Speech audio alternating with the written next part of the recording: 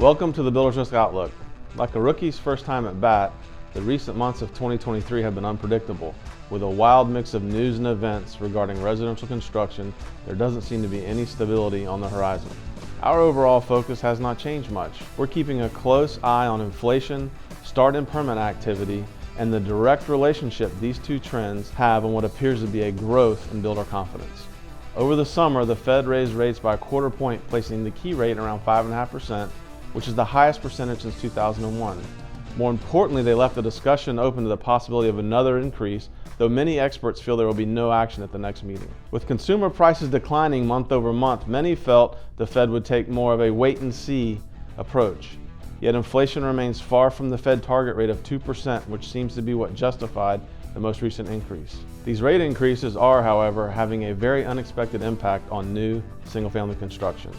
92% of all mortgages in the U.S. right now are below 6%, and roughly 62% of all mortgages are below 4%. With current interest rates hovering around 6.7%, many homeowners are opposed to selling and moving into higher rate mortgages. For Americans with a $250,000 mortgage, that could make the difference between affording a $400 car payment. This stay-put attitude has led to a significant reduction in houses available for sale at a time when demand for housing remains high. This demand has really pushed contractors to build new homes. In May, single-family start activity increased 20%, and even after a slight correction in June, we're seeing single-family starts and permits roughly 23% ahead of the recent lows in January of 2023. June also marked the 5th consecutive month we saw an improvement in housing starts. This leaves us at an annual rate of roughly 1.4 million starts.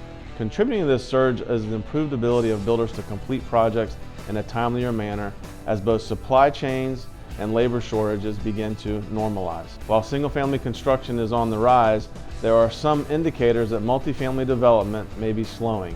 There are a number of factors causing this drop-off, including tighter credit markets and higher vacancy rates, for example. But the real factor may be more closely tied to the run-up we have seen in prior years. In June, there were 994,000 multifamily units already under construction, which is the highest number we've seen since 1973.